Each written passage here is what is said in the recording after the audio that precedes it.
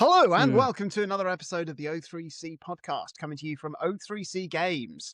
My name is Jonathan Dunn and I am joined, as always, by Chris Dow. A big old pint of wine. And we are going around the world in 80 games. It's like Jules 8-0. Verne, but not announcements. Let's go to some adverts. No, because we don't put adverts in the show, because we're doing this out of our own pockets. So if you want to help us, go to o3c.games/support and give us some money, or just share the podcast on your social media platforms. Tag us. We are at O3C Games and everything.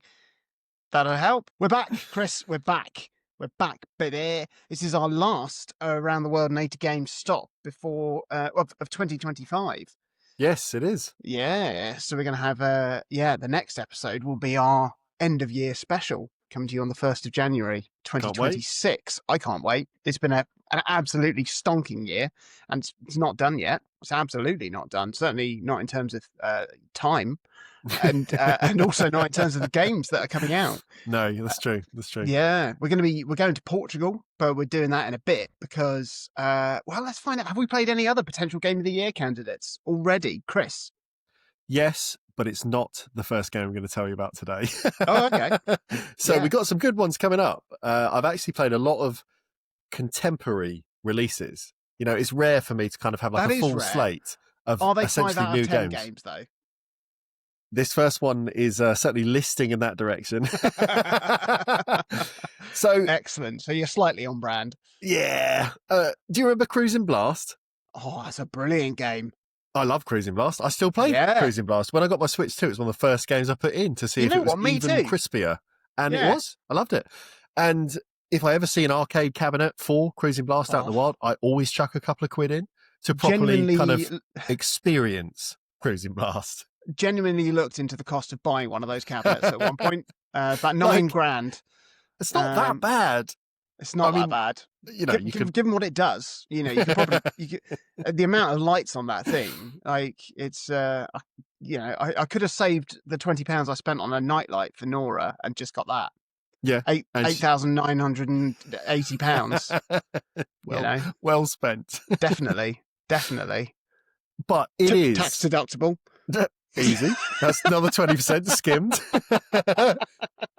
But Cruising Blast is the sort of arcade game that isn't made that often anymore. Like, it's big and bold and brash. It's a racing game with a big rumbling cab, like you said. You know, it'll be in Nora's room scene. You've got big stompy pedals. You've got force feedback on the wheel, everything else. It was a very old school arcade game, and it was brought home in a satisfyingly old school way when it came to the Switch. Because if you go right back in time, like Super Hang-On on the Mega Drive had its own original mode that complemented kind of the pretty much arcade perfect port. Outrun 2 on the Xbox and the PS2 had a wildly generous like mission mode to make it a bigger package.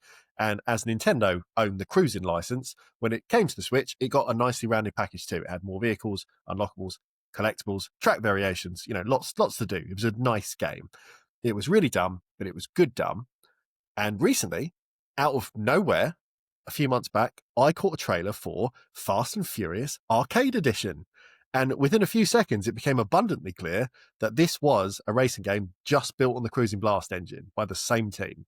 When it was revealed that it was also coming home to consoles, I got very excited and I exclaimed, "It's Cruising Blast 2!" And I punched my fist in the air and I had a big old fun time waiting to play it. It's not Cruising Blast 2. It's dreadful. Very much Fast and Furious Arcade, isn't it? It's dreadful. Like, Fast and Furious Arcade Edition, I think, may be the most threadbare home port of an arcade game I've seen since they were releasing like those sort of games in the 1980s, when it was like just to see it looking kind of like the same thing at home was good enough.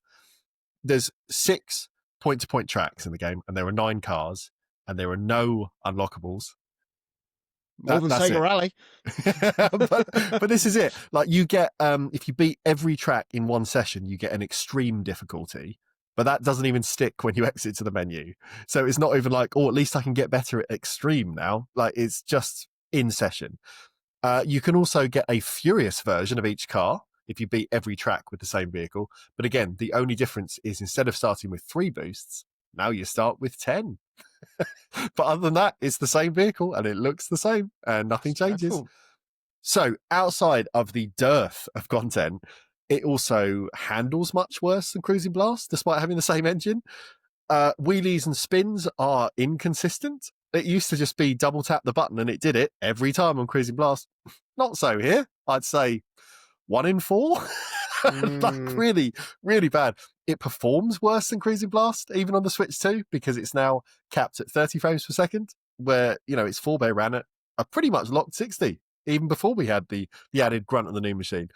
And it plays worse as well, because turning and drifting and all the things you're going to be doing all the time, they feel really like binary, as if the analog stick is only really reading like on off, like D-pad style. Yeah. Which is odd, because again, Cruising Blast, it was silly and there was, the usual kind of rubber banding you expect, but it felt quite good to drift around. It was still nice to play. That rubber banding as well, it is much worse in this game, like ramped up horrendously, which, yeah, it's part and parcel for kind of arcade style races, especially as they are in the arcade. But you can win any race on any difficulty in Fast and Furious by holding accelerate for the first, say, 90% of the track. You don't even need to really steer. It will do that for you. And then just wait until the last little bit where you get the countdown for the final stretch, and then just use all of your boosts and you win every race. like without fail. Now, in the arcade, if I went to the arcade and I played this and it cost me £1, it would just about be tolerable. Me and Georgia once played a Cruising Blast cabinet in Herne Bay in the amusements there, and the accelerator pedal on my side did not work. Nothing happened when you pressed it, and yet I still managed to come third overall, and I had a decent time. I was watching Georgia having a lovely time, honking her horn, driving along and doing everything else. I'm kind of just like basically being dragged along behind her by the game, trying to keep it sort of semi-fair.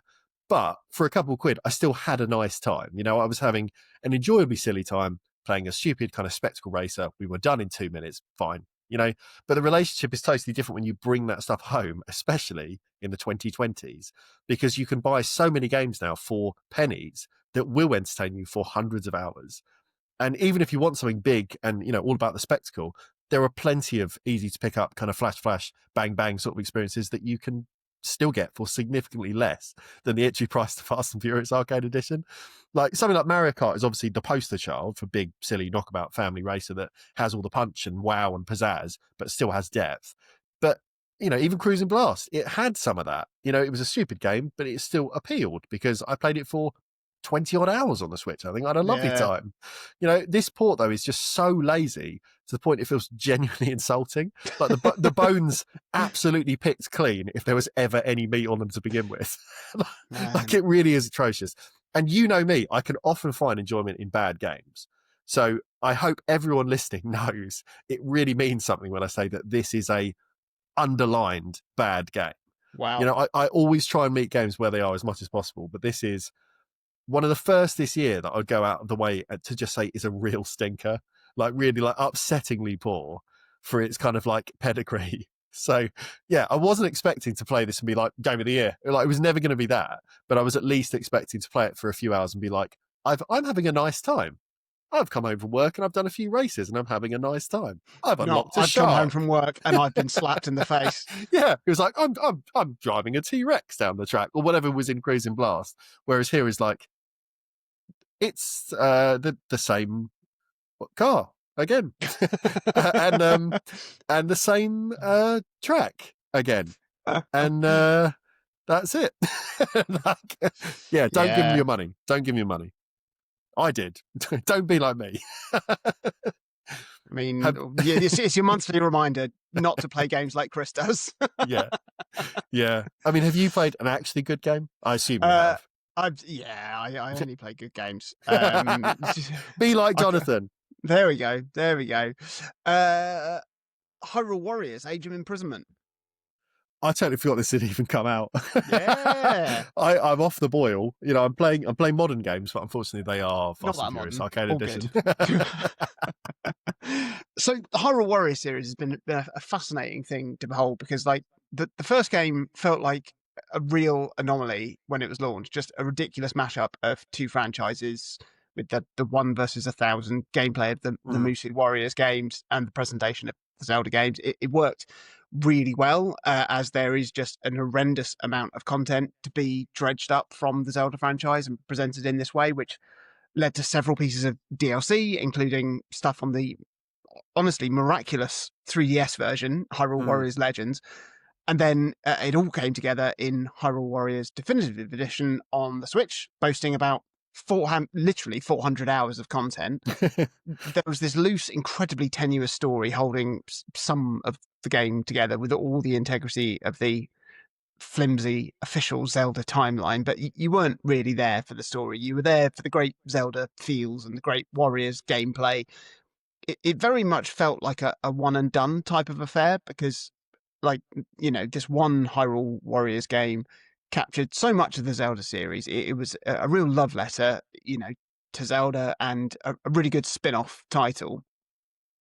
Then fast forward a few years, and we got a surprise Hyrule Warriors sequel to serve as a prequel to Breath of the Wild, and this time the game, Hyrule Warriors: Age of Calamity, it did have a very more defined story. It's set 100 years before the events of Breath of the Wild, showing you how the events of that game came to be set in motion.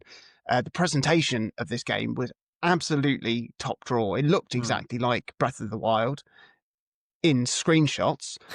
In motion, its performance was incredibly patchy, which took a lot of the sheen off the game. Yeah.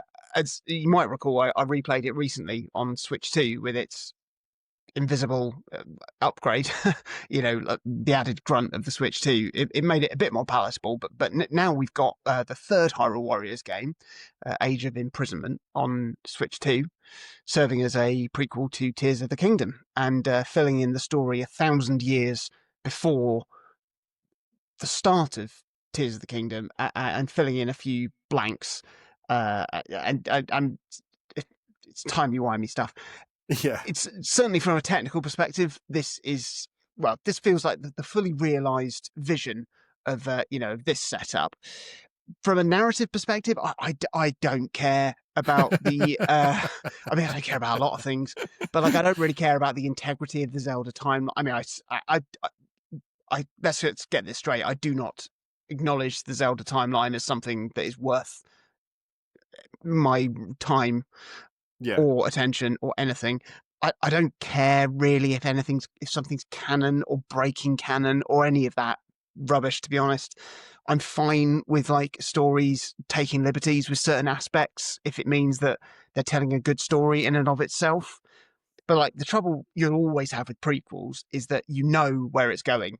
And putting any additional twists in the tale to spice things up will often feel a bit crowbarred. And I guess, as a mild spoiler for Tears of the Kingdom, you basically know all of the story of Age of Imprisonment from the flashbacks you find of what happened to Zelda 1,000 years in the past after she's accidentally sent back in time. And Age of Imprisonment doesn't really add anything of note to these events. There's a couple of nice additional details to the story that's included, which I really liked. I won't spoil it, but it doesn't bear any influence over the events of any of the games. It's just like a nice little Easter egg of an origin story for an aspect of this world, but it's very much an aside. But like I said, with the first Hyrule Warriors game, the story in these games are basically just a framework to hold all these incredible action vignettes together. So I didn't really care. I didn't really care about the story, which I knew already. I skipped through a few bits, because I just wanted to carry on playing, not watching a story I already knew. So the gameplay is incredible. It's as tight as it's ever been in these games. All the different characters you unlock to play as feel very distinct. They've all got great special moves and different mechanics that feel incredible when you pull them off. There's a new mechanic in the game, which is sync moves, where you partner with another character in the heat of battle when both of your sync meters are full, and then you execute a super special move that sort of combines the elements of two characters. And these are all spectacular and they feel great, and the core mechanics have been refined and honed from Age of Calamity, in addition then to implementing a bunch of mechanics from Tears of the Kingdom into Yeah. the combat as well.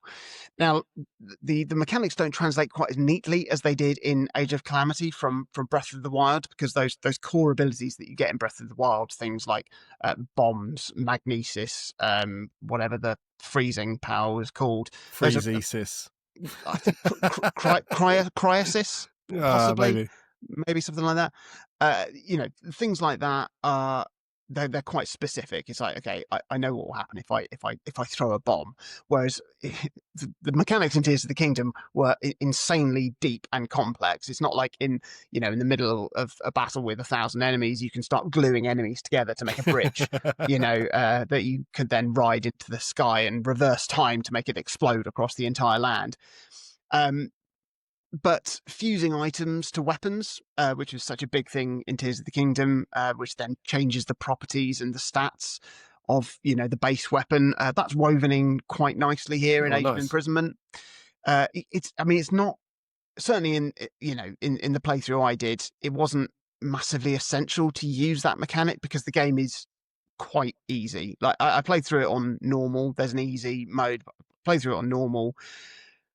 I mean, I didn't fail a single mission once. I didn't even come close.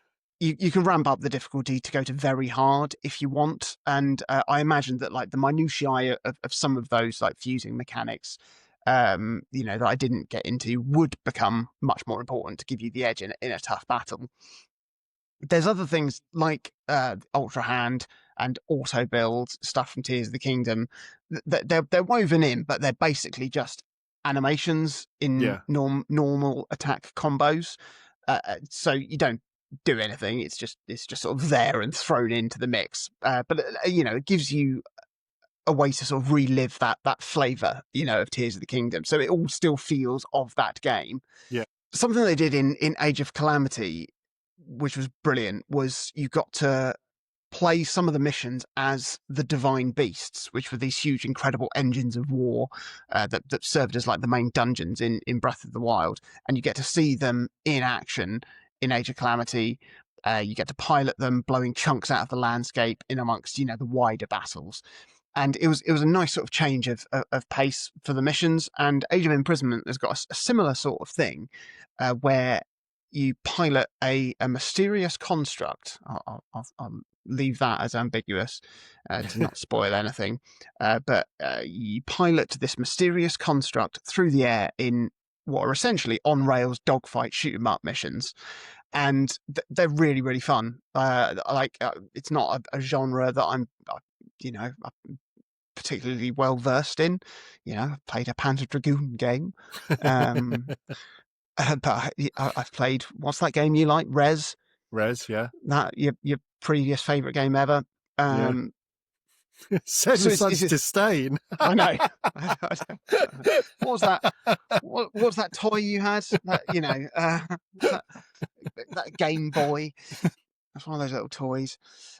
But they were really, really good fun. Again, it sort of weaves in some other sort of mechanics. It's playing in a different scale. It was a nice way of sort of utilizing the sky area or plane of Tears of the Kingdom for those. And again, they worked really nicely as a bit of a change of pace from the regular missions. And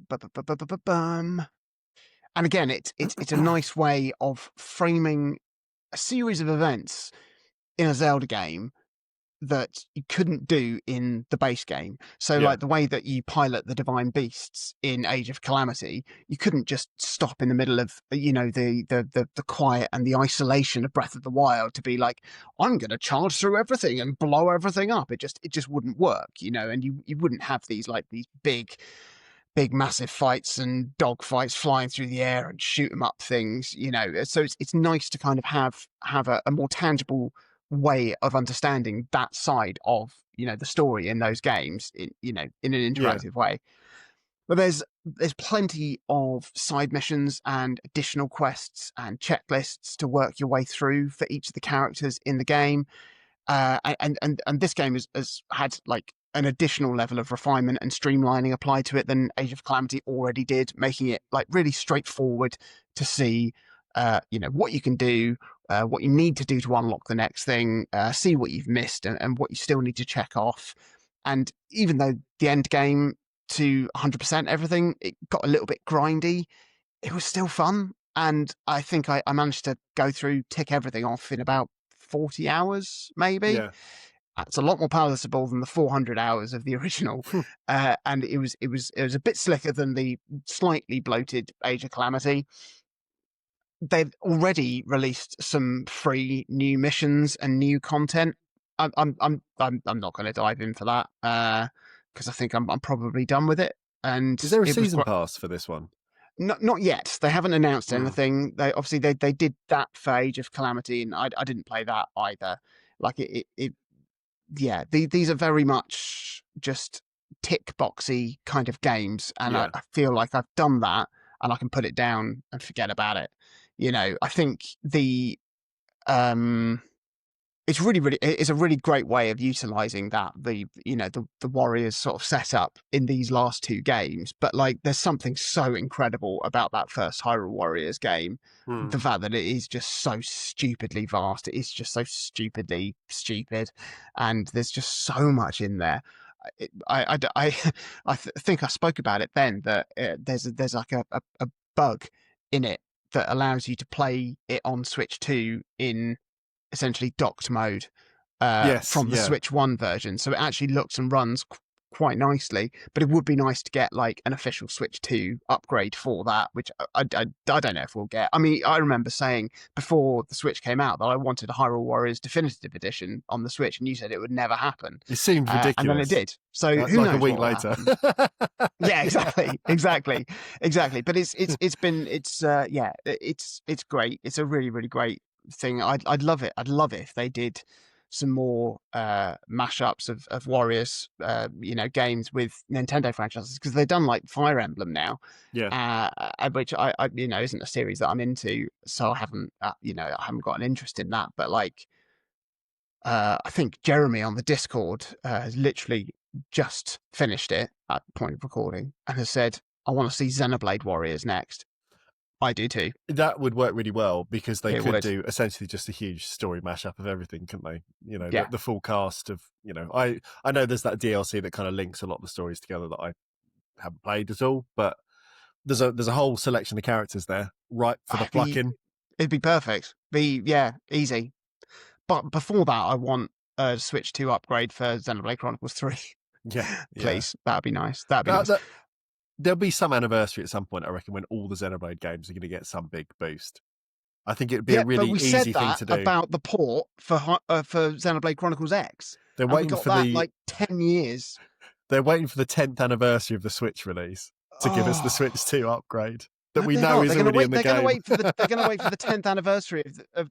I mean, who knows? We'll never get all the things we want, Chris. No. But in the meantime, Age of Imprisonment was really, really good fun. It's definitely scratched an itch. It's a good like showcase game for Switch 2 and the power of that, because it did perform really, really well. Although thankfully, not perfectly, because as we've said before, with those types of games, when there's so much going on, you do want to see it struggle a little, just to sort of feel the wheeze beneath your ridiculous power. So that was good, and it was also an opportunity for me to buy a couple of extra Zelda amiibo that that I was missing, so that's nice as well. But yeah, good game. I have played a good game. What have you played? Well, Fast and Furious obviously was a me game that fell woefully short, but this is a me game that is probably now in my game of the year contention in the dying moments of 2025. Now, I never bother watching the PlayStation State of Plays. I've largely gone off like Sony's brand of big first party effort, and I just don't even tune in. You often text me going, "You watching the State of Play?" And I'm like, "I'm in bed. I don't care." Yeah. But anyway, on a particular occasion, a few months back, there was one on, and when Lumines Arise was stealthily announced, having no prior fanfare, I got so many texts and Discord pings from you and all the rest of our podcast community. I knew it'd be worth tuning in, if only briefly. Lumines Arise, for all intents and purposes, is the Tetris effectification, it's quite a hard word to say, of Lumines. It's not a word. And no, and let me tell you, it is an absolute joy.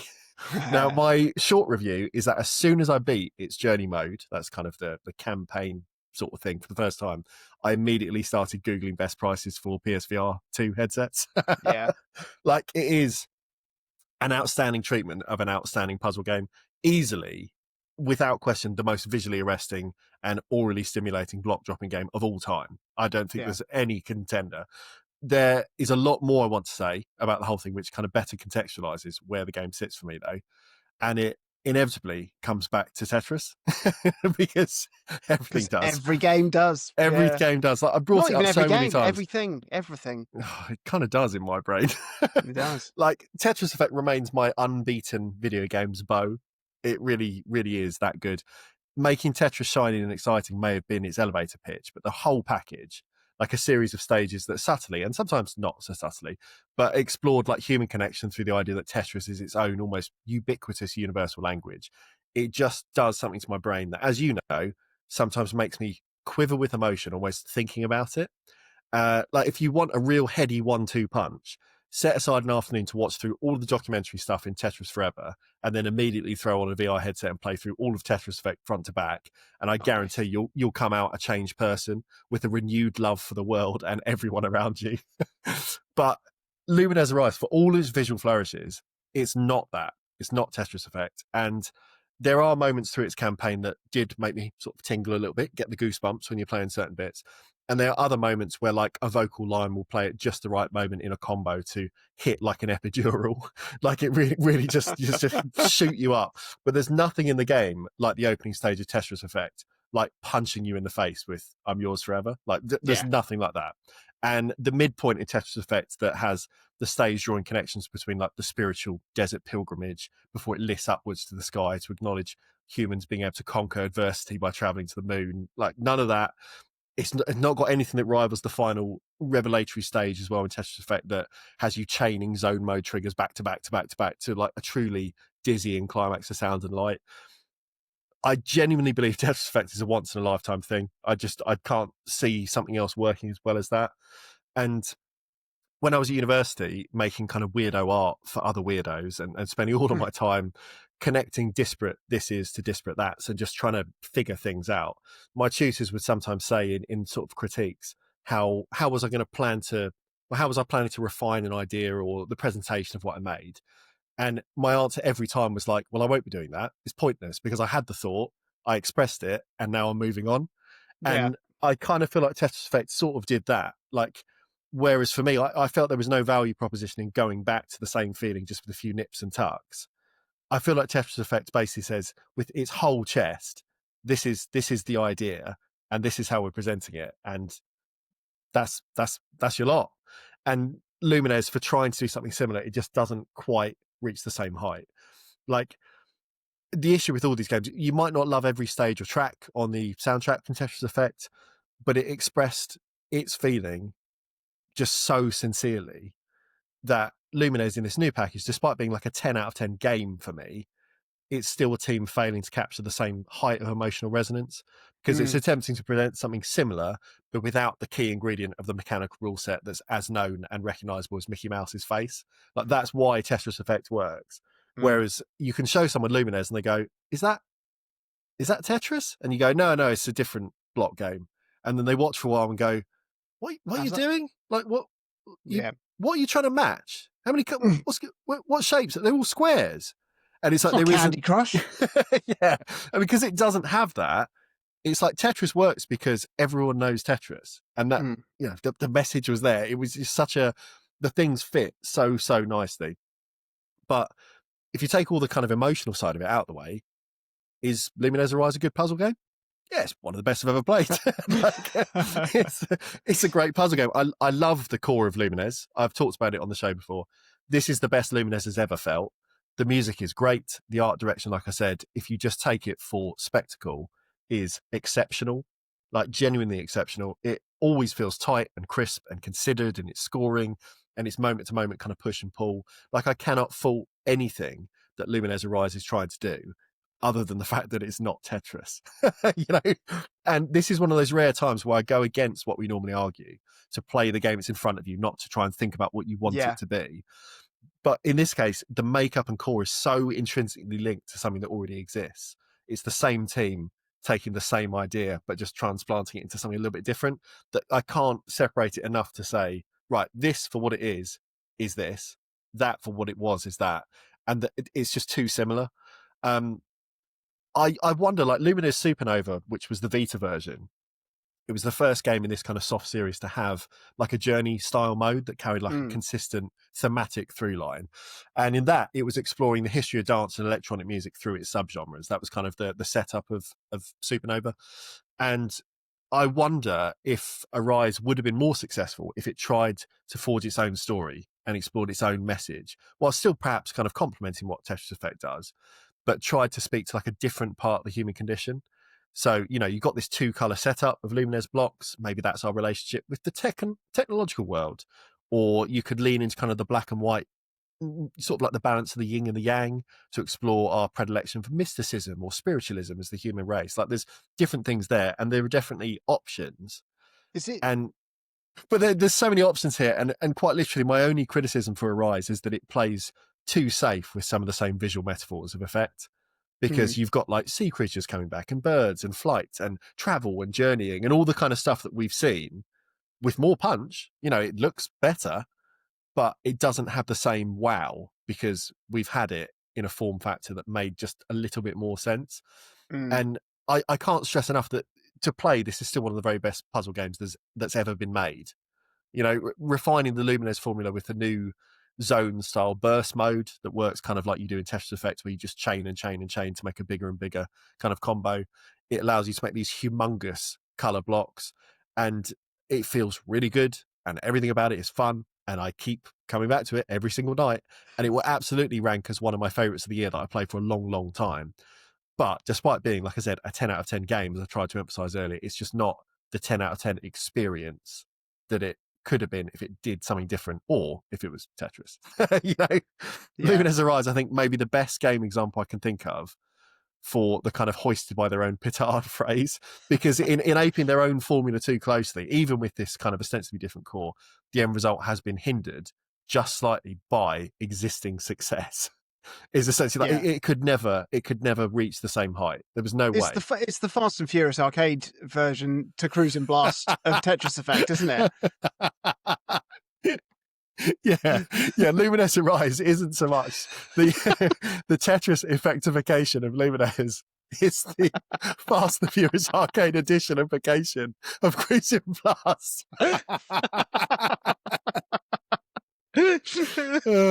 Anyway, if you like puzzle games, go and buy it. It's like solid gold. But just know that you're not going to be crying in a headset. You know, you haven't played it on a headset, though, have you? No, but I know it won't. It will make you go wow, as opposed to make me welling up. I think part of the thing with Tetris Effect was that, like you were saying, it comes back to the familiarity of the of the core mechanic, because you could sort of play it almost like play it out the corner of your eye whilst you're experiencing everything else. Lumines, from my experience playing it, it has always required my absolute attention to still not quite get it. Lumines is really hard. And I've said this before as well, that you have to be willing to persevere for quite a while before things suddenly click, or maybe some people they don't. But it's like Tetris, you can understand what you're being asked to do, even if you've never picked up the controller to play it yourself. If you watch it for 30 seconds, you'll be like, oh, you're just trying to fill in the holes. Oh, there's different shapes, and they'll fill in the holes slightly differently. That's basically it, and you get it straight away. Whereas Lumines, like you say, it's very active play. Like you can't kind of let it wash over you. And as much as, you know, the adage that, they let people with PTSD play Tetris and it helps soften the effects. It's not going to happen with Lumines. Like Lumines is too full bore, I think. Yeah. And even now, like I'm good at Lumines, but if I sort of just glance away and sort of stop thinking about things for a few minutes, very quickly the screen is full. Yeah. And Tetris I can play basically without being consciously in the room and still clear like 500 lines without any issue these days. And Lumines doesn't do that, but it's wonderful and I love it, but it is not Tetris Effect. I mean, when I first played Lumines, I sent you a voice note to kind of capture my very initial feelings. I almost started crying thinking about Tetris Effect in describing it to you in a voice note. Like it does something to me that no game ever has to that extent. So yeah. So the takeaway really is buy Lumines, but first buy Tetris Effect. Yeah. I've been toying with the idea of getting a PSVR 2 because of this new Thief game that's coming out. There will be no, it won't quite be out by the time. I think it's another game that's coming out on my birthday next week. Is it? With Thief, the Elden Ring, Night Rain DLC, and Metroid Prime 4. It's like, wow, what the? They're doing it for you. They're doing it for Maybe. you. It's not like it's a big birthday. I'm only 39. No, that's a nothing birthday. Who cares about that? Next year we'll get, I don't know what we'll get. Metroid Prime 5. Just speed it along. Speed it along for Jonathan Dunn. But if I do get a PSVR 2, then I will certainly get it and try it and then send you a voice note and pretend to cry.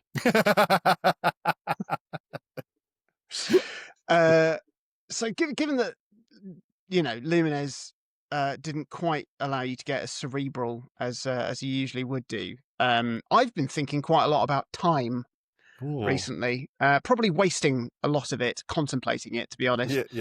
But Nora, my daughter, turned 5 a couple of weeks ago, Fucking and I know it at once. 5 years. Christ. It at once seems like no time has passed at all, and also feels like there's never been a time when she wasn't here. And I have a distinct memory of when Nora and Sammy were still in hospital after Nora had been born, and because it was during COVID, I wasn't allowed to be in there with them, and I just had to wait at home and twiddle my thumbs. And they were in there for a week, and during that week, I played an enormous amount of Jurassic World Evolution. Or I think it was Jurassic World Evolution 2, which is the big Jurassic Park sim game. And sim games are absolutely phenomenal for dilating the passage of time. I could start playing, get totally lost in the game, find that 12 hours had passed in the blink of an eye, my bladder being the only alarm clock I needed to take a break. And it was a very helpful therapeutic thing for me to do whilst I was waiting for my family to come home from hospital.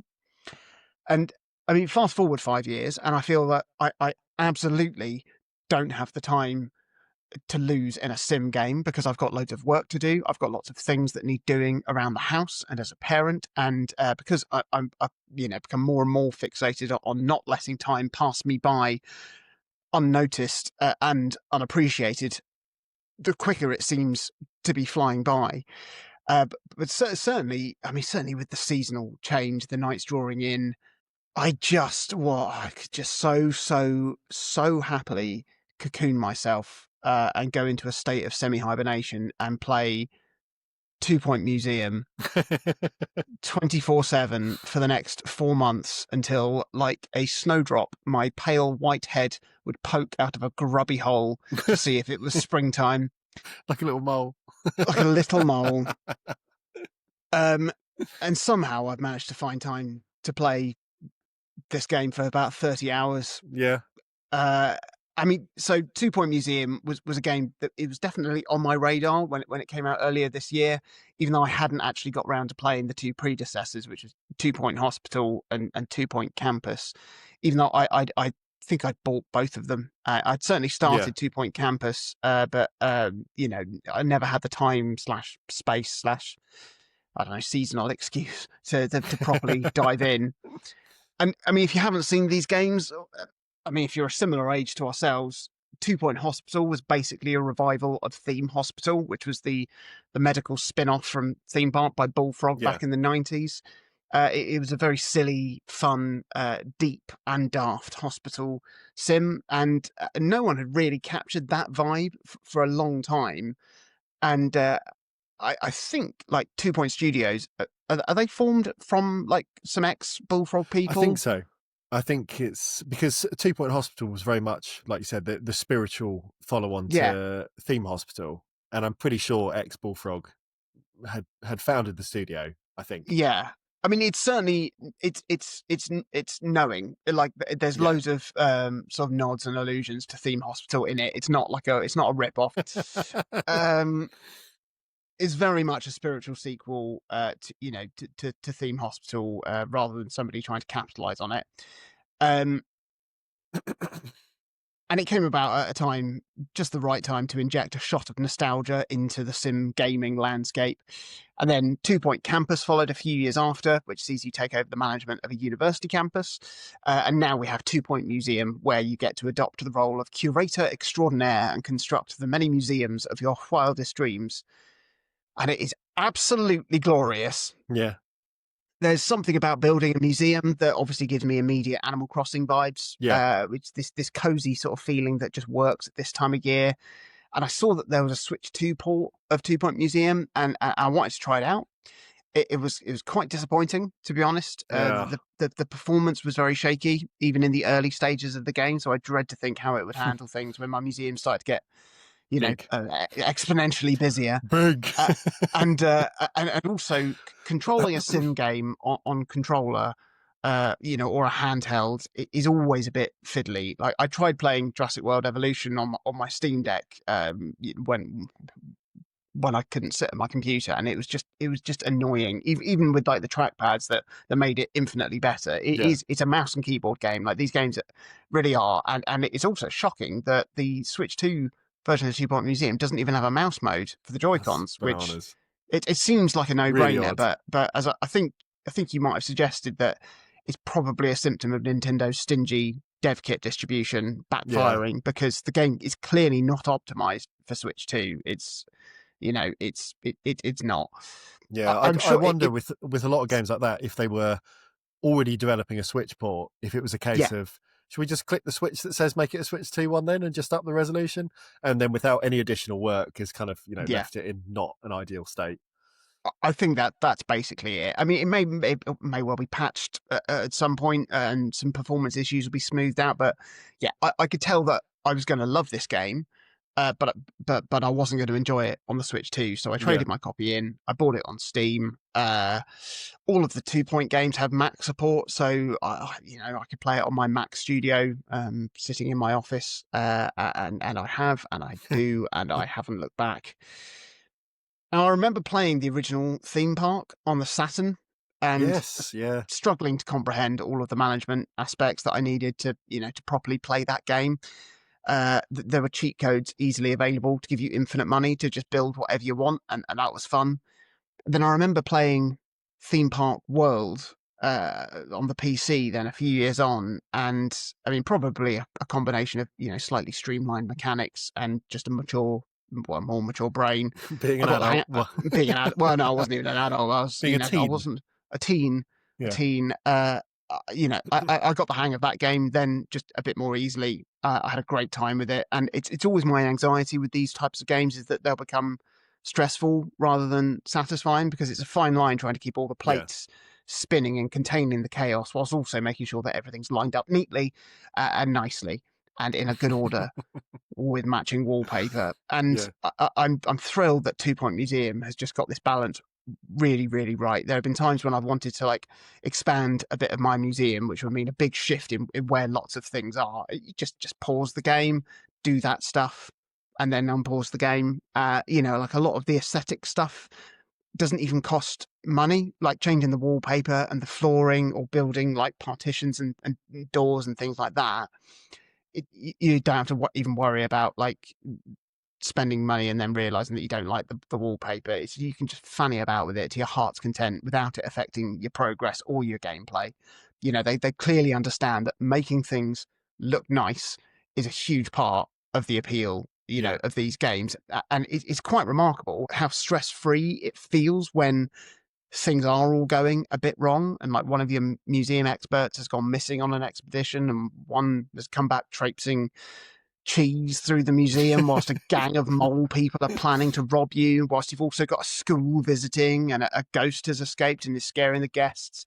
But nothing feels disastrous to the point where you just want to burn the whole thing to the ground and start again, which is always the issue with the original theme park, where you wouldn't really know if things were going to go wrong until it was far too late, and then you couldn't just undo the damage because you didn't set, like, I don't know, the zoning right for like a janitor to clean up sick like 10 hours ago.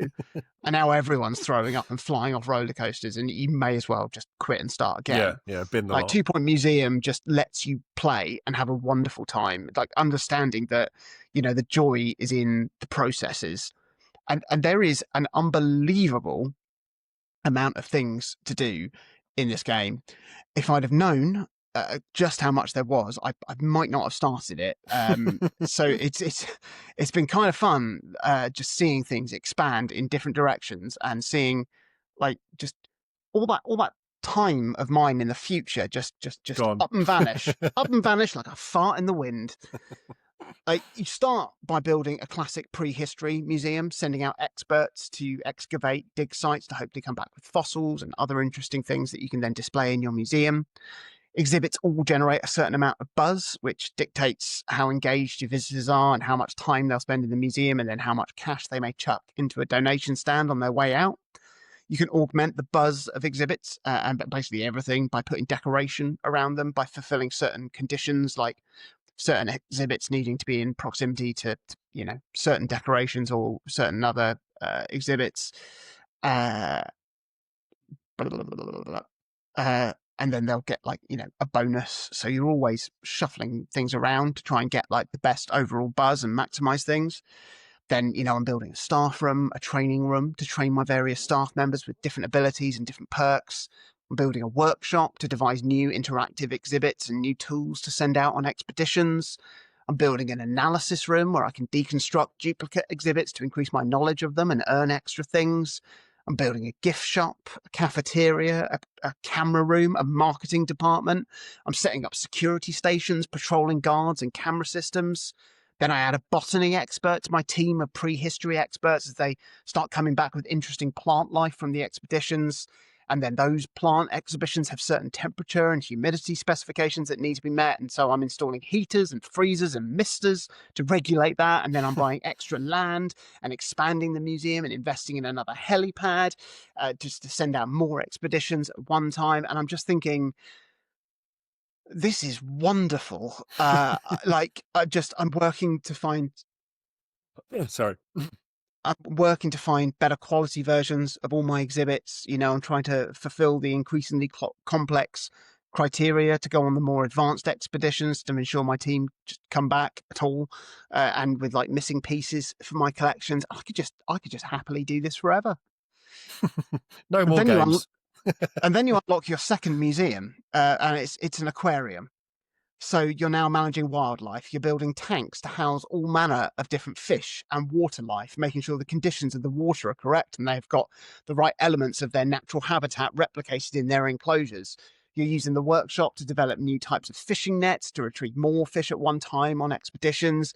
And then you start to uncover ancient relics from the Wetlantian people, who then begin to attend your museum from their mysterious underwater home, allowing you to uncover just deeper sort of mysteries of their history and start to like go on expeditions into some like antediluvian treasures.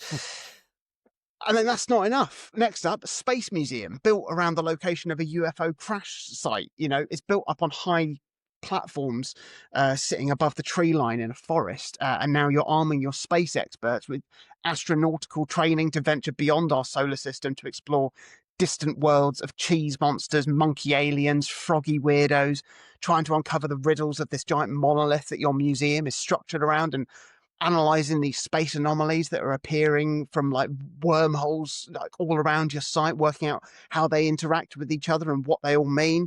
It's just so much to do. Like ancient history, underwater, outer space. It's absolutely mad. Where does it end? Well, now I'm building a science museum out in the desert where a strange toxic plant life has started growing.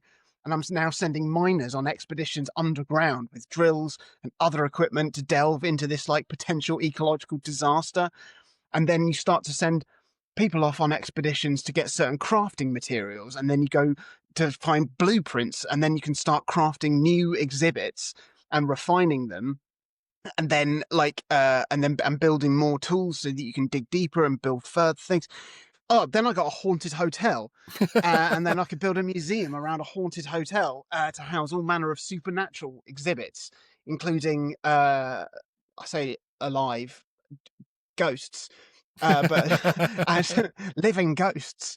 And then you've got to house these ghosts in replica rooms and spaces from their respective time periods. So I've got like this industrial age gentleman swanning around his dusty tomes and fireplace. I've got like a knight and his squire from the Dark Ages mincing around like this castle type room with anvils and training dummies. I've got a caveman ghost just hanging out with a dead yeti in like this natural wild space.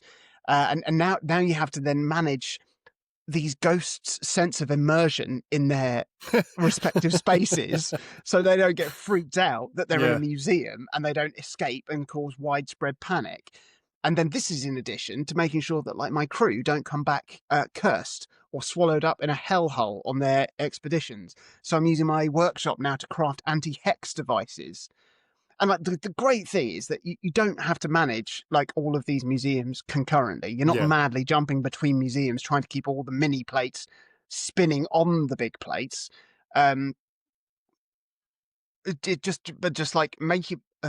Making progress in one museum will contribute to your overall like curator ranking, allowing you to unlock more stuff in the other museums. So you've got the incentive for checking in on them, And so like I tend to spend a whole play session in one museum. I sort of find like a nice sort of end point, and then when I pick the game up again, I might then go into my aquarium and see what's happening. See what's happening there. Haven't even mentioned the Frozen Ice Age Museum that you can have, or the fantastical Mythic Museum, home to dragons, wizards, and magic. There's a whole digital realm that I haven't even touched on yet. I don't even know what's in there. And they've just announced a DLC that's coming where you get to build a zoo.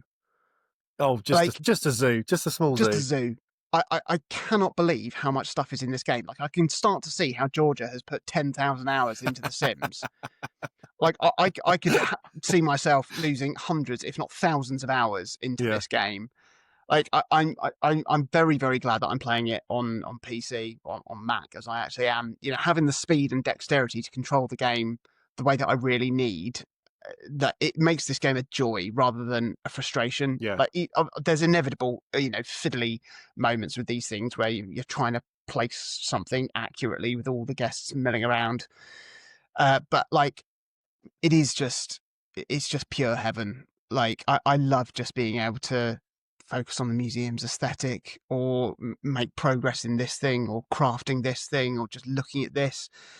It's really funny. There's so much comedy in here that it's just genuinely witty. The music is really, really good to chill out to. It's just amazing. It's absolutely fantastic, and it's a 2025 release, which means it's in contention for Game of the Year. I mean, in this sort of genre, in this sort of sim strategy genre, it's an absolute no brainer that it's top of that. But it is an absolute banger, and I can't imagine there'll ever be a point where I go, I think I've had my fill now with this game. But if I do, I'm definitely playing 2 Point Campus. Absolutely brilliant. What a real treat, real surprise treat. Bonus. Yeah. You played anything else? Anything good? Anything shit? I played a good game. It's the last of the major games I've played this month, and it's extremely recently released. If we go back, the games I've talked about today, Fast and Furious came out the 23rd of October. Lumines came out on the 11th of November. And this game came out on the 19th of November. So we're talking just 10 days ago, essentially, at point of recording. This is the wonderful kind of tactics RPG called Demonschool. I have no idea what this is. Tell me about it. I'm going to tell you. Now, I've followed the development of this game for a long time by way of being a weekly listener to the Insert Credit podcast. And I think I've mentioned the podcast before in passing. It's one of the only things I bother to keep up with anymore because it's got a format that ensures it never drags. Like, it's a panel answering video game related questions. They've got roughly 6 minutes per question or topic, and then it moves on. So it's very brisk. And the panel all work within the video games industry, so they are kind of industry experts. I guess you could say it's not just like me and you being Joe averages. They do have games jobs, and one of the panel is I bet we know more than them. maybe, and one of the show's panel is someone called Brandon Sheffield, who is the director and lead writer for Necrosoft Games, who are the team behind Demonschool. And as a result of this, I've essentially earwigged on the trials and tribulations of this project for like 4 years at this point. Right up until its very recent release date having to be moved due to it essentially coming out at the same time as Silksong when that was announced. And listening to him talk about that was really quite upsetting, because it was like, we've had this date for so long, this has come out of nowhere, and even though they are not related games, there's no real crossover. If we miss our moment to potentially be flavor of the month, we're done. Like the studio will not survive that. We have to move it. And it meant that Demonschool came out, like I said, on the 19th of November, not that long ago. Finally out in the wild, this game, in its early hours at least, has just been an absolute slam dunk for me. Hitting particularly hard, I think, because I've listened to this show for so long, it's impossible not to see Brandon Sheffield's directorial fingerprints all over the final product. And it's quite a strange experience to have essentially had a very constant passive insight into a game that, whilst of course being the product of a wider team, it's not made by just one guy, but it represents so neatly the tastes and gaming predilections of him as an individual, for having listened to him talk for hundreds of hours at this point. Through the questions that I've listened to on Insert Credit, I've heard Brandon talk about his favourite game controllers. I've talked about what games he believes best expose and obfuscate technical details like damage multipliers. I've heard him talk about how hit stun can be implemented effectively and not effectively. I've heard about why he loves the Sega Saturn. I've heard him talk about how he believes fighting games best characterize their cast, even though you're not kind of like experiencing story scenes.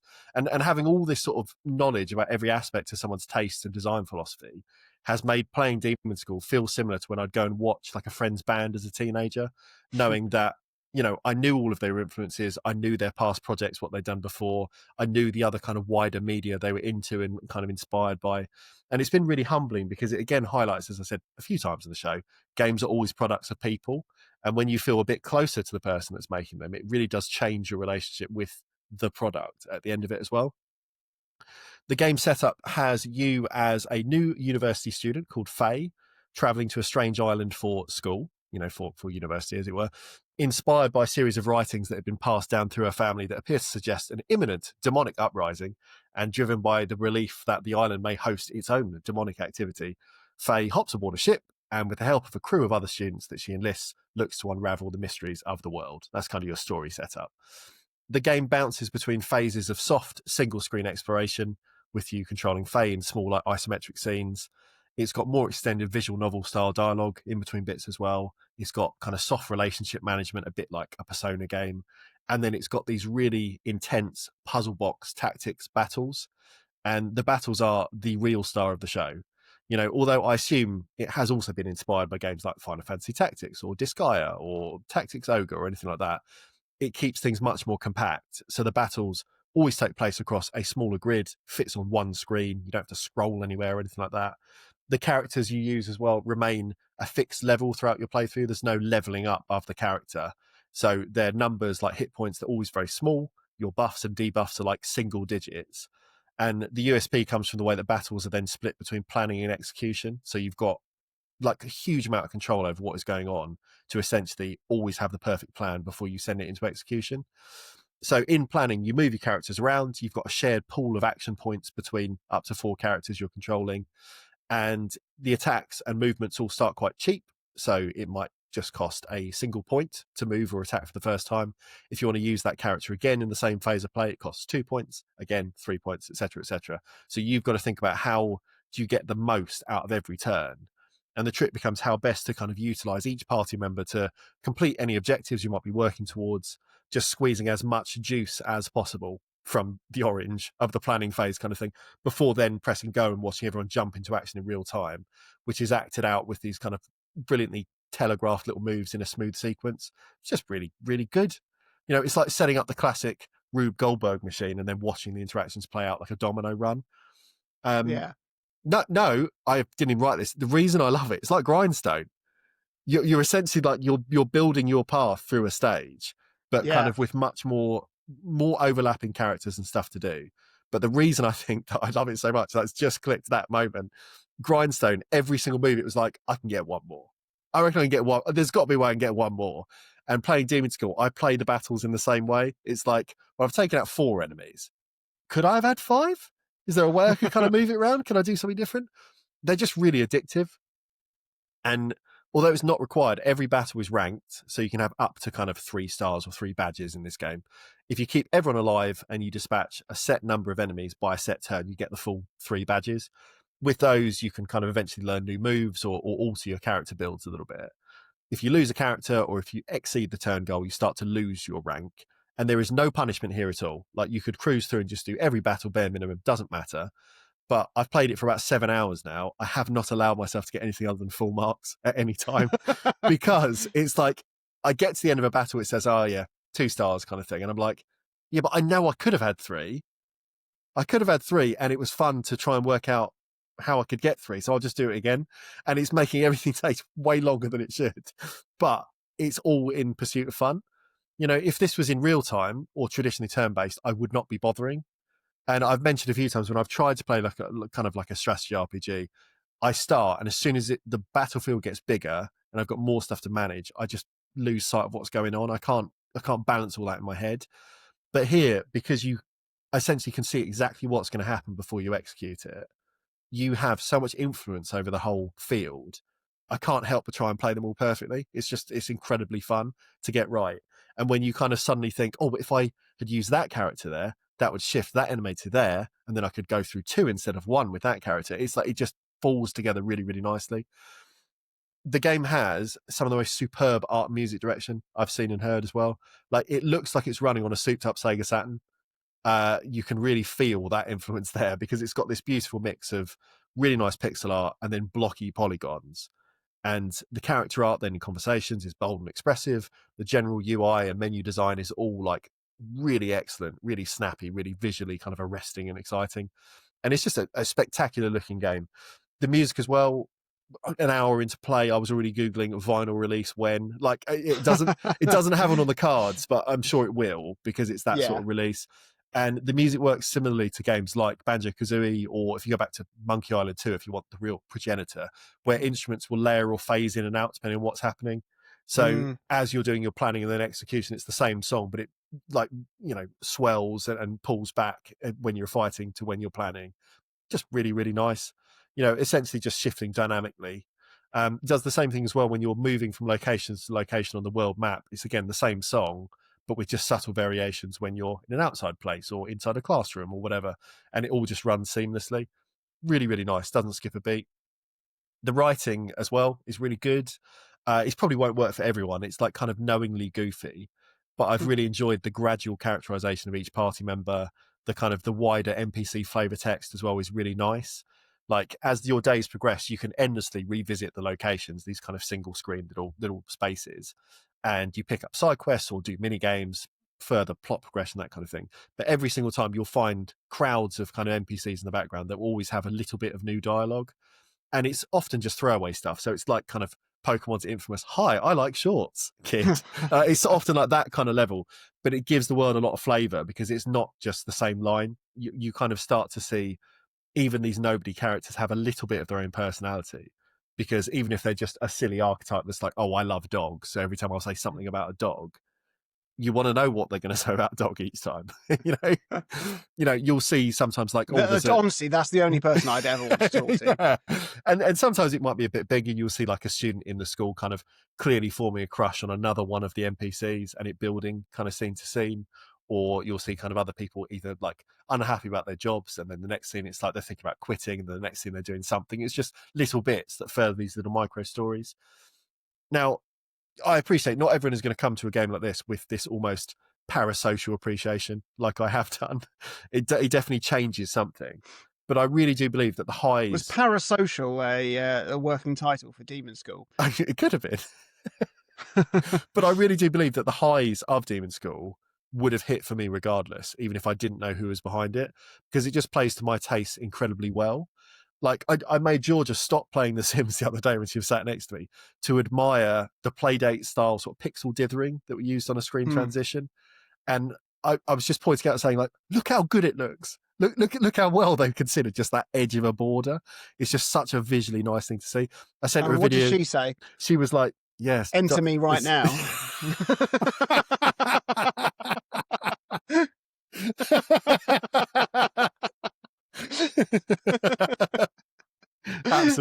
Absolutely. Best aphrodisiac is pixel dithering. Drop trow now. Yeah, Dow. I mean, I sent her a video of the little animation the game uses when you pet a dog when she was at work, just to say, look at the dog. And when I was on my own, what did she say? She was like, it's a dog. But, that's why you should send that sort of stuff to me. Yeah, I will do next time. I wouldn't say enter me. Drive to Barry now. Drive to Barry now. This is a really good dog. That is a good boy. But it sounded like, even like taking Georgia out of the picture, like I left the game running the other day whilst I was cooking dinner just because I wanted to hear the music loop. Like nice. it just is doing everything I want it to. Nice. It's like a delicious package tethered to a really brilliant battle system at its core as well. Just really, really good. Like, I'm still pretty early on in the game at the moment. I've just passed the first boss and a bit, and I've played like a few days into the next in-game week, but I'm just desperate to play more. It's very easy to consume in little chunks as well, like perfect for me. I don't want to sit and play a game for 5 hours, but 20 minutes, I can do a battle, I can further the story, I can put it down, come back the next day. It's perfect. Like, Demonschool is demon cool. Like, big fan. Big fan. And again, another one that genuinely I think is in my potential list for the end of the year if I keep playing and absolutely keep enjoying. Mad. Yeah. It looks lovely. I had a look at the art, and like you said, it looks like it's on the got Switch. very and I unknowingly Nora likes to put stickers on everything, and she's turned my Switch 2 into a Saturn. There we are. There we go. Sega Saturn. So I left it on there. Yeah. So there we go. Around the world, blue, blue. Portugal. Have you ever been? No. Yeah. No. I had to think then. I feel like maybe it's one I've sort of travelled through and stopped, but no, I've not been to Portugal. You wouldn't go through Portugal. Why not? Because it's right on the coast. You have to sail to Portugal. Yes, to that's what I mean. Through Portugal to Spain. I'm thinking about all the cruises I've been on that potentially docked in Portugal. That's what you're thinking. Before thinking. Getting a coach trip onto Spain. It's possible. It didn't happen, but it's possible. I have been to Portugal. I had a fantastic long weekend in Porto, and it was one of my favourite ever trips. I love it. Love that place. Do you want to know some interesting facts about Portugal? Lay it on me. Bit of history for you. Portugal is the oldest country in Europe, with its borders having been established in 1139 and largely stayed pretty much exactly the same. Wow. Portugal have had the world's longest and shortest reigning monarchs, with King Henrique of Portugal reigning for 73 years and King Luis Felipe reigning for 20 minutes. Oh, jeez. Don't know what happened. Didn't let that bit up. No. Portugal are the world's biggest exporters of cork, and its national flower is lavender. Nice. And of course, it can only be known as a Portuguese man of war if it is a giant jellyfish-like hydrozoan monstrosity from the country of Portugal. Otherwise, it should technically be known as a sparkling, stringy stinger.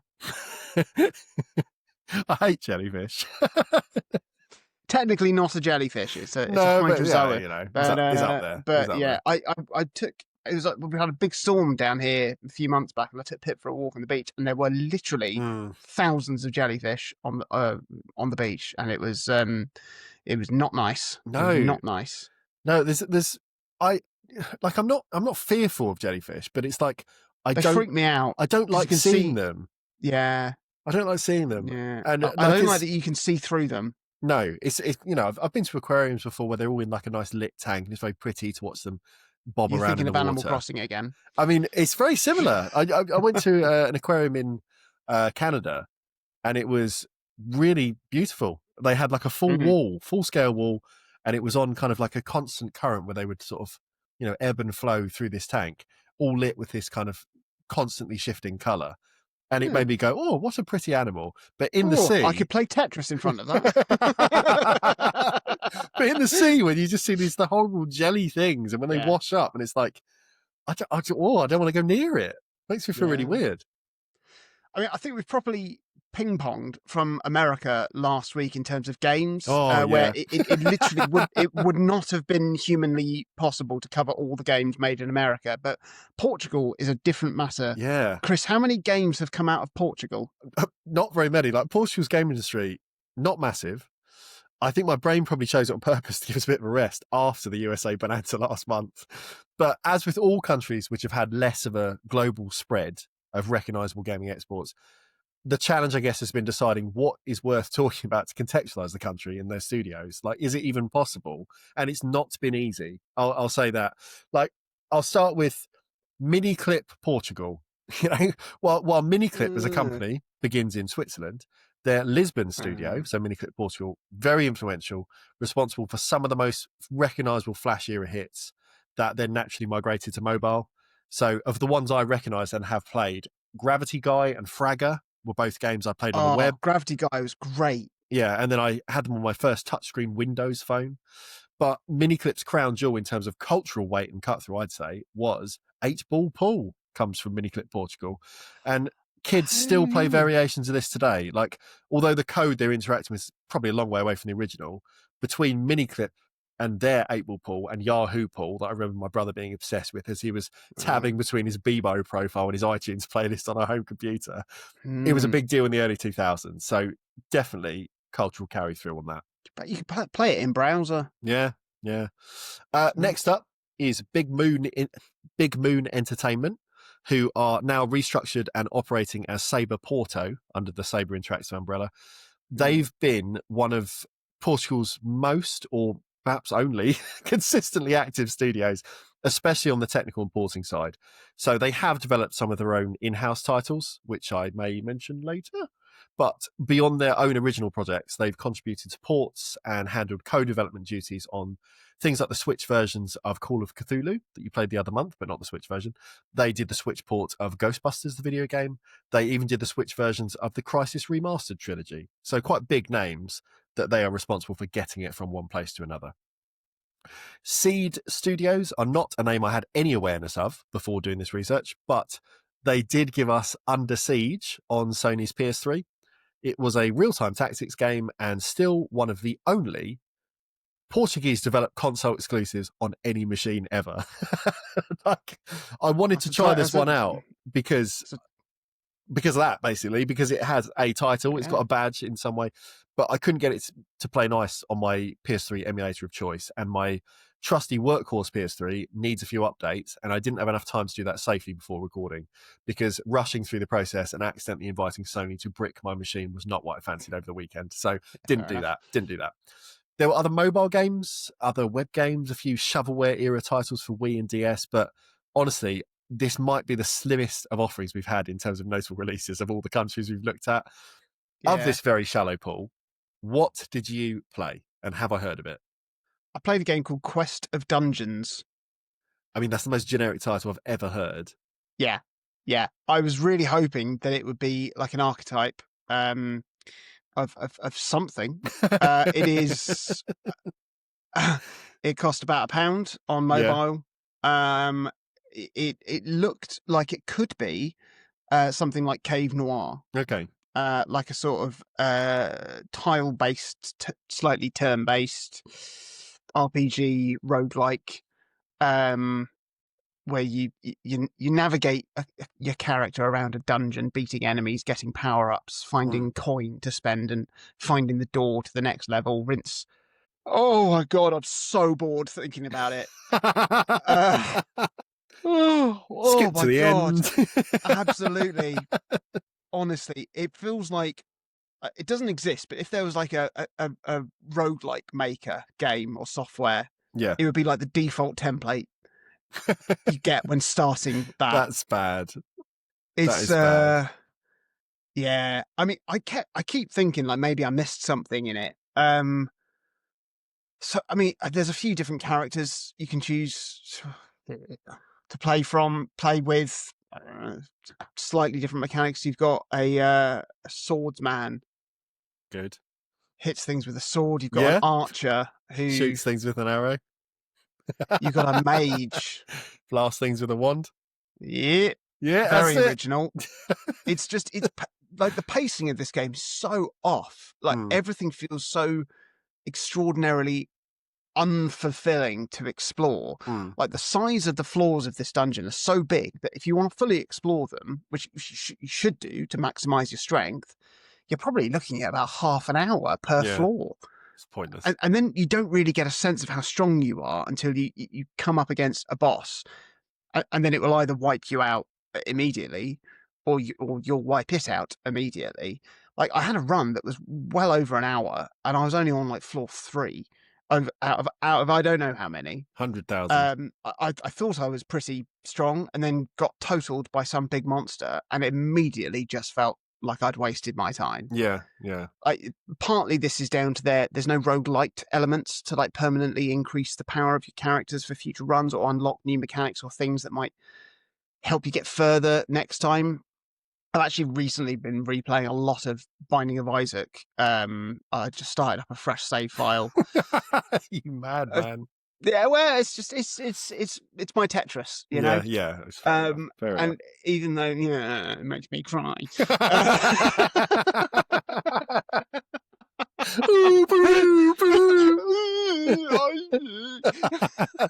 Oh, Tetris! I was such a sense of place.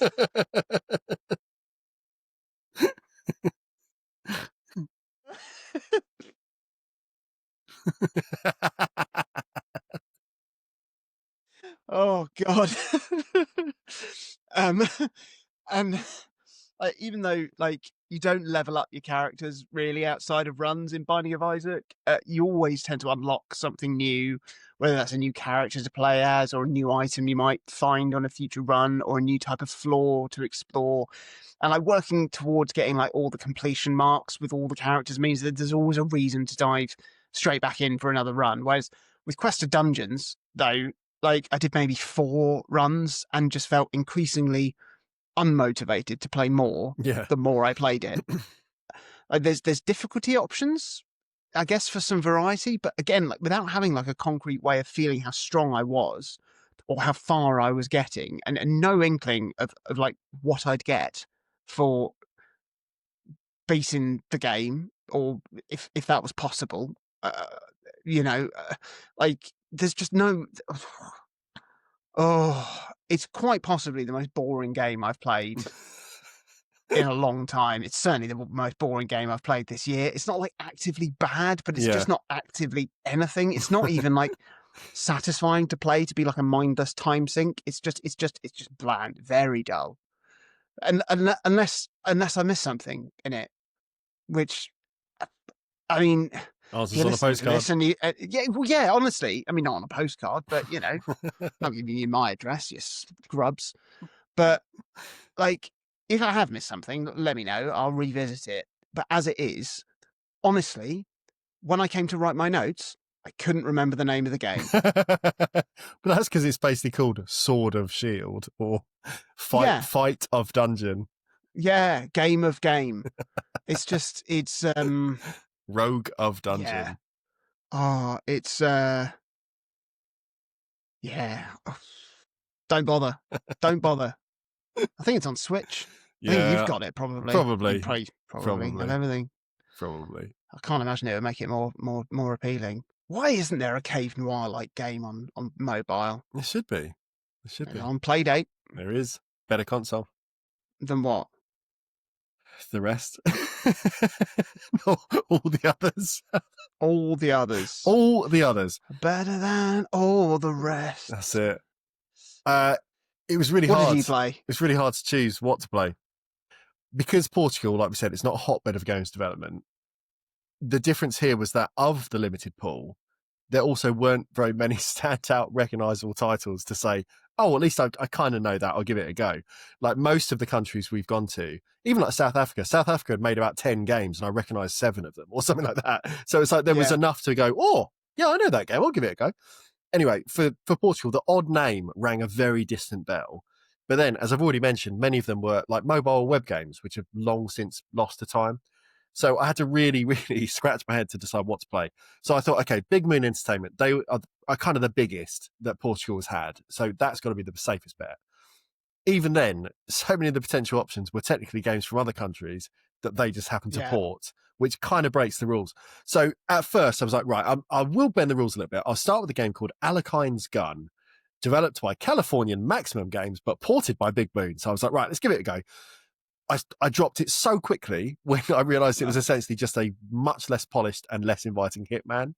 Like I've mentioned before that Hitman games just don't click with my brain. I don't love stealth games at the best of times. Stealth games always have very heavy layered systems driven gameplay that just leaves me a bit confused as to what I'm meant to be doing most of the time. Alakine was the same, but worse in every respect. And halfway through the first stage, I was just like, right, uninstalling, move on. Don't want to play it. Back to the drawing board. I went to Big Moon's actual slate of releases and I found a rally game called Dakar 18 that was actually developed by Big Moon. And this is a hardcore rally simulation. Although the handling model is reasonably forgiving on the easier difficulties, the challenge instead comes from navigation and the fact that this is an open world rally game based on the official Dakar Rally endurance race. Wow. To go back a step, and it will make sense, when I last tried to play a modern Hitman on the Switch 2 at release, I did the game's tutorial and I felt like I'd learned and retained so little that I had to do the tutorial twice more. And Dakar 18 has a tutorial, and in similar fashion, I ran it twice before going through the game's intro races as well, and I still didn't feel prepared to start the game properly. It is so hard.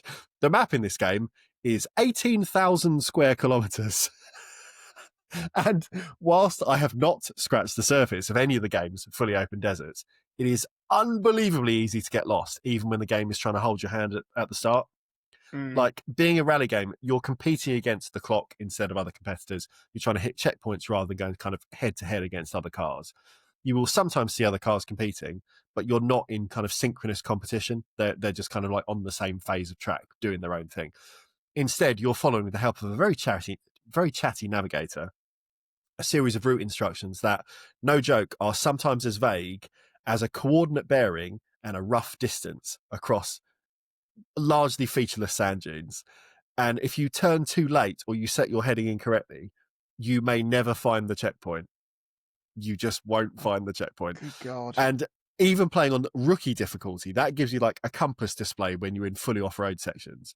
But the regular difficulty, only one step up, takes that aid away, and you have to then rely on verbal instruction, kind of hieroglyphic route guides which pop up on the side, and a whole bunch of like on-screen numbers and telemetry. And okay, that's learnable, I guess, if you want to give it time. But then there's also the challenge of the terrain itself, because you can get stuck in the mud or stuck in the sand. There's no quick restart to place you back on the track. If you choose to jump back to the last good checkpoint, will incur massive time penalties to mean you can't really compete for that sector anymore. So instead, you have to physically get out of the car, dig out your wheels with a shovel, or place baseboards to drive up and over to give yourself enough purchase to free yourself. It's very detailed. Mario Kart World, this is not. It sounds more like Flight Sim or something like that. Honestly, the weird bit is, for all this stuff, like I said, the handling is quite simple.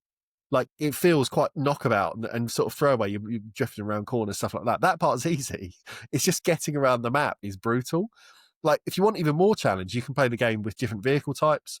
There's a 2-wheel drive car that's obviously harder to manage than a 4-wheel drive, because off-roading, you've got less power. I thought you meant a bike. Yeah, you do also have access to motorbikes and quad bikes as well, though. And they carry the additional difficulty tweak of having no audible navigator because they can't fit in the vehicle. So it's just you. It's just you and your pictures. Just whispering in your ear. Easy left. I didn't really try these options because I'm so bad at finding my way around whilst driving a car. But I guess if you want to get into it, great that they're there, you know? Now, given how the game was received at the time, being charitable, we could say the response was mixed on release. It may not be a surprise that there have been no further Dakar rally games since this came out in 2018. Not from Big Moon, not from any other team. I do feel, though, this sort of thing could be ripe for re-exploration with some modern conveniences. Like if you... Like a Euro truck Yeah, something like type that. thing. Or even if you made it really arcadey and said, okay, take elements of like Forza Horizon, how that does its map, and just give me some checkpoints. Don't tell me exactly where to go, but give me a direction and I can kind of figure it out. Like, it doesn't have to go full simulation. It doesn't have to push things quite as far as this game tries to. But I think there could be something in a more like choose your route and approach cross-country racing game. Like with UI tweaks, with more player-friendly waypointing, the process of planning your own journey between markers can actually be quite thrilling if you actually had to think, right, that's the marker I'm looking for, that's the building I'm looking for, is kind of something to see, the visual thing that means, okay, then swing a right there or whatever. Maybe you could look at the map, you could consider whether you want to go more direct, but the train's harder, or is it worth potential car damage, having to dig yourself out, or do you want to take a slower but safer route that's a bit more road-based? Like, I just think Dakar 18 is too hardcore. It's really, really trying to be everything and making it too hard. Like, it presents all these things that seem to be options, but in reality, most players will be forced into a hard reset if they deviate even a degree off the suggested track. Like, one of the tutorial missions, it said, okay, I drove along some track sections first, and then it was like, right, when you get to this point, turn a left into the sand. So it's all right, swing a left, here we go. And then it's like head towards marker like 21 degrees of where you are. So I was sort of lining up, I was keeping 21 at the top. And then I went over a dune and flew like a big distance off somewhere. And I was like, right, if I just find 21 again, surely I'm going to be okay. But because I was now not kind of in line with where I was, following that bearing no longer took me quite to the place I wanted because I've sort of overshot the turn. So then I just never found the checkpoint. Like, I didn't have the time or tenacity to get any good at this game. And there are bigger issues then with the game's friction that was intended as well, because the navigator will sometimes make calls just a bit too late. So he'll shout that you need to take a hard right at the point when your wheel should already be turning, as opposed to like a couple 100 yards before. The physics are not quite as readable as they should be either. So in the tutorial stage, you're encouraged to exit your vehicle at one point to tow another car, because you're encouraged to say, oh, if they're stuck in the desert, you need to help out your fellow competitors. So I was like, okay, yeah, hook up my little like rope and everything else. The first time I did the tutorial, dragged the car out, no problem. The second time I did the tutorial, the car just didn't budge. It was just there forever. And I don't think that was by design. There's similar quirks when you go over a big dune, because sometimes you'll cruise away without any issue. Sometimes a micron's difference in sand and you blow out your whole clutch. Like, it's just really hard. It makes an already challenging game way too challenging. Like, I think there's probably some absolute sim racing sickos out there that would love it if they want an absolutely hardcore challenge, but it is definitely not for everyone, or really for anyone, maybe. and the fact that no one else has pursued this license since, the people that might get it, it must have been a very small minority. It's not shit, but it is too hard for me. And after trying Alekine's Gun, that was shit, and then trying this that wasn't shit, but certainly not the game I wanted to play, I think I had my fill of Big Moon. So I was happy enough to call it a day and say Portugal, maybe not the best. Porto's lovely though. Yeah. When I went up my cruise. Churches. Lovely churches. Do you want to know where we're going next? Slovakia. Oh, I wasn't even close. Nowhere near. Nowhere near. There we go. Slovakia. Some games there. Let's find out. Yeah. Nice. That was Portugal. Next time is not Slovakia. Next time will be the 1st of January, and it will be our end of the year special, where we're going to talk about our highlights, lowlights, and everything in between. Our hopes for 2026 as well, and that's always an exciting thing. Will we get Grand Theft Auto 6? No. Feel free to reach out to us on social media. Tell us what you're playing. Tell us what you get for Christmas. Oh, do that. Love do Christmas. That if you yeah, me too. Oh, me too. I hope everybody listening has a lovely festive time and enjoys time with their family and friends and loved ones. Oh.